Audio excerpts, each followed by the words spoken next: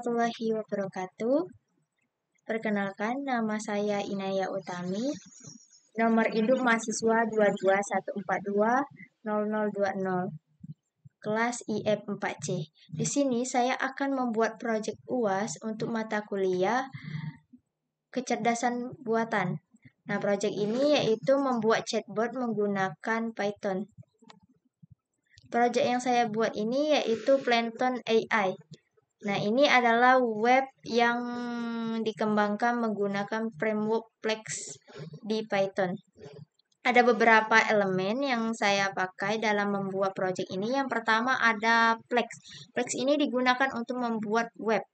Yang kedua ada install Google Generative AI. Ini digunakan sebagai model AI untuk menghasilkan respon berdasarkan input teks dari pengguna. Dan ada indeks HTML, style CSS untuk membuat antarmuka pengguna yang interaktif dan menarik. Oke, langsung saja kita ke implementasinya. Buat folder terlebih dahulu sesuai yang diinginkan. Misalnya namanya Utami AI seperti ini. Lalu, ketika sudah dibuat, itu langsung dibuka foldernya melalui Visual Code. Buka open folder. Ini yang folder sudah saya buat, yaitu Utami AI. Nah, di sini akan menampilkan, langsung saja buat folder statik. Nah, di sini nanti tulis aja langsung statik. Kemudian isikan file yang berisi bot Plankton PNG, send PNG, style CSS, dan user girl PNG. Tinggal langsung tulis aja menggunakan ini. Lalu buat folder lagi yaitu templates yang berisi file index HTML dan ada app Python untuk menghubungkan ke indeks HTML dan style CSS. Kita buka terminal, new terminal, lalu salin pip install Plex. Nah, ini adalah modul dari library Plex. Kemudian kita pip install Google Generative AI.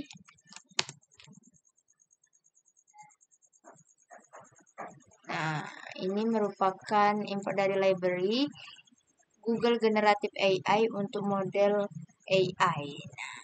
Ini sebelumnya sudah saya install, jadi ini langsung successful. Kalau belum install sama sekali, dia nanti ada bacaan unduh. Setelah sudah di-pip, langsung saja kita klik AppPy. Nah, di sini ada import library. Yang pertama ada Plex, digunakan untuk membuat aplikasi web. Dan ada Google Generative AI, itu digunakan sebagai model AI dari Google. Terus ada Time untuk mengatur jeda waktu, dan RE itu menggunakan regular expression. Selanjutnya kita buat inisialisasi APK. Nah, APK ini digunakan untuk mengakses API dari Google Generative AI. Terus kita konfigurasi library generatif dengan mengonfigurasi library generatif AI dengan APK yang sudah diinisialisasikan. Nah, untuk mencari APK ini bisa langsung cari di Chrome, itu ketik aistudio.google.com APK. Nah, ini langsung saja buat create APK. Ini sebelumnya sudah saya buat, jadi langsung saja kita salin kodenya ini, kita copy. Terus kita masukkan di bagian APK. Selanjutnya, kita inisialisasikan aplikasi Plex untuk membuat instansi dari aplikasi Plex dengan app. Misalnya app sama dengan Plex name. Terus ada fungsi untuk mendapatkan respon dari AI. Yang pertama ada getIResponse text yang berfungsi menerima input teks dari pengguna. Terus di dalam fungsi ini model AI menggunakan Gen AI Generative Model Gemini 1.5 Plus. Ada loop yang terus mencoba mendapatkan respon dari model AI hingga berhasil dengan menangani kesalahan menggunakan try exit. Ada juga teks respon dari model ini dibersihkan, clean text ini dibersihkan dari karakter yang tidak diinginkan menggunakan RE sub. Nah, fungsi ini untuk mengembalikan respon yang sudah dibersihkan. Nah, bagian ini ya. Terus ada root, halaman utama. Nah, root ini untuk merender template index HTML yang bagian ini. Nah, ketika pengguna mengakses halaman utama. Terus root untuk menerima permintaan dari post. Post root get response. Nah, nah ini. Nah, ini mengandung pesan dari pengguna. Pesan dari form diambil dengan request form message. Nah, fungsi get AI respon ini dipanggil untuk mendapatkan respon dari AI berdasarkan pesan pengguna. Kemudian dibalik dalam format JSON itu ada menjalankan aplikasi Flex. Nah, ini dijalankannya hanya jika script ini dijalankan sebagai script utama. Dan ada app run ini sebagai aplikasi Flex dengan mode debug yang aktif.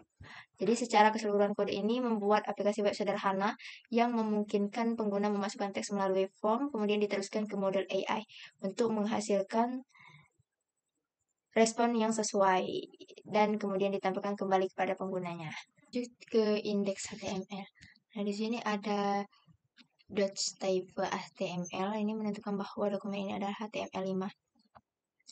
Terus mendefinisikan bahasa dokumen sebagai bahasa Inggris, ada metacasset UTF-8 ini menetapkan karakter encoding untuk dokumen. Viewer-Font menyesuaikan tampilan sesuai dengan perangkat yang digunakan menggunakan desain yang responsif. Kemudian ada title Phantom AI. Di sini menetapkan judul halaman yang akan ditampilkan di web browser. Terus ada style sheet.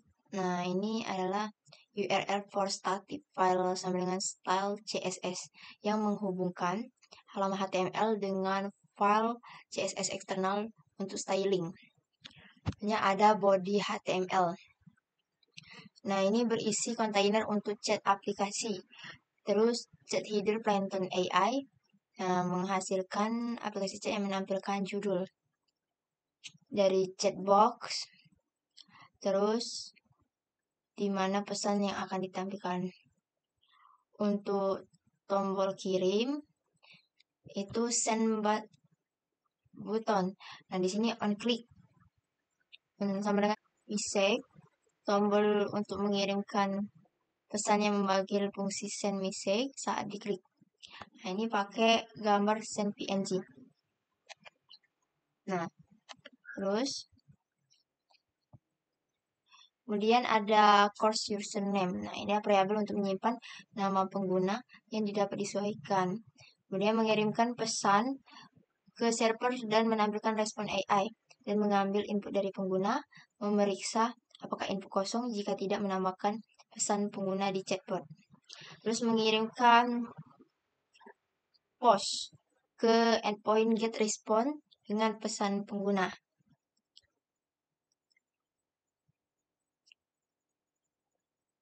Terus menambahkan event listener untuk mendeteksi tombol enter pada keyboard.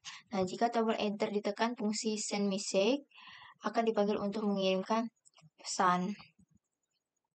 Nah, di bagian indeks HTML ini bisa dihubungkan dengan statik atau gambar yang ada di folder statik. Nah, di sini kita buat atau kita hubungkan, kita panggil supaya dia nampil yaitu bird plankton PNG. Nah, di sini ada bird plankton PNG, send PNG dan start CSS. Nah, untuk send PNG tadi sudah saya jelaskan. Terus ada usernya kita tulis di sini untuk memanggil gambarnya ya. Nah, ini kalau kalian ingin mencari gambar itu bisa langsung cari di Chrome yaitu Playtition atau Playty Icon. Sini misalnya send. Nah, itu akan langsung tampil, tinggal download aja PNG-nya. Terus masukkan ke dalam folder statik. Nah, ini dengan format PNG ujungnya. Oke, lanjut ke start CSS. Ini ada body font family. Helvetica Neue. Nah, ini adalah mengatur jenis font untuk keseluruhan halaman dan ada overflow, hidden, menghilangkan overflow yang tidak diinginkan. Terus ada display, mengatur tampilan flex container. Terus ada justify content, itu memusatkan konten secara horizontal. Terus ada early item, nah ini adalah memusatkan konten secara vertikal. Terus ada height, itu adalah mengatur tinggi PV4 dan background, mengatur background dengan gradient linear. Margin itu adalah menghapus margin default dari body. Sini ada chat container. Nah, ini sama saja seperti yang penjelasannya di atas, tinggal masukkan saja 90%, 90%, 800 VX dengan warna putih. Itu ada juga box shadow. Nah, box shadow ini adalah menambahkan bayangan dari kontainer dan juga border radius. Nah, ini adalah membuat sudut kontainer yang membulat atau melengkungkan sedikit.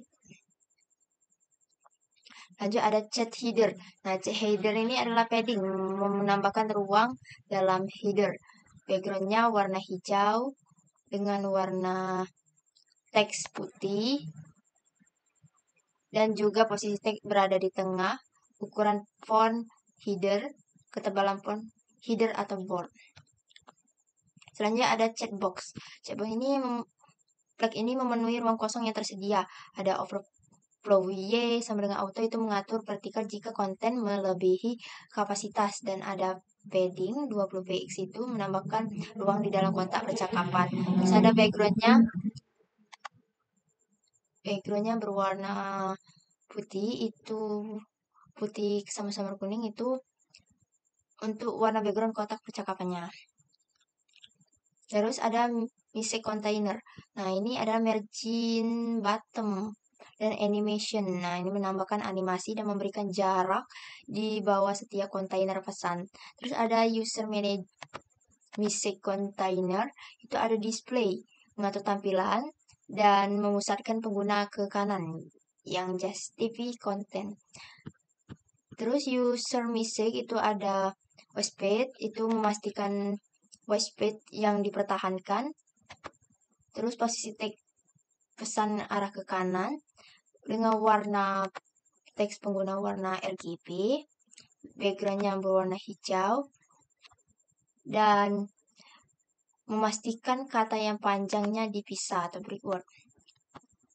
Terus ada word mistake container display justify content, dan ada word mistake itu private, memastikan white space itu dipertahankan, dan ada border radiusnya mix white 80% dan break word. Terus mistake author itu dengan font ukuran 12 dan margin bottom 5 px. Dan chat input container ini mengatur posisi relatif untuk kontainer input, dan border top menambahkan garis di kontainer input. Terus ada lagi yang button, background colornya transparan dan warna RGB, border 0, radius 0012 px, cursor pointer, background color 0,3. Nah, di sini ada send button image. Nah, send button ini merupakan yang tanda panah untuk mengklik dan mengenter. Dan ada icon, itu membuat gambar menjadi lingkaran dengan margin right 10 px dan border radius 50%. Jadi secara keseluruhan CSS ini mengatur tampilan dari aplikasi chat agar terlihat modern dan responsif dengan elemen-elemen yang tersusun dengan rapi dan memiliki estetika yang menarik. Setelah itu kita jalankan projectnya, new terminal, tulis Python app. Nah, di sini sudah tampil web browsernya, kita klik linknya http. Nah, di sini sudah muncul desain dari indeks HTML dan CSS. Kita uji coba APK-nya. Apakah APK dari KIP ini sudah berfungsi apa belum. Misalnya kita tulis hello. Nah, ternyata sudah ada respon komunikasinya. Terus kita buatkan pertanyaan, apa itu AI? Kita tanya. Jadi AI itu singkatan dari Artificial Intelligence, yang dalam bahasa Indonesia berarti kecerdasan buatan. Nah, di sini sudah dijelaskan oleh AI-nya atau oleh bot Plankton-nya. Terus kita coba lagi, apa itu Python?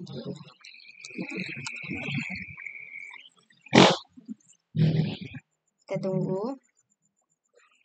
Nah, di sini sudah ada. Python adalah bahasa pemrograman yang sangat populer, serbaguna yang digunakan dalam berbagai aplikasi, mulai dari pengembangan web hingga ilmu data. Dan ada karakteristik keunggulan dan contoh pengguna serta kesimpulan. Jadi di sini pengguna dapat berinteraksi dengan AI melalui antarmuka chat yang sederhana. Baik, itu saja presentasi dari saya. Semoga bermanfaat. Saya akhiri.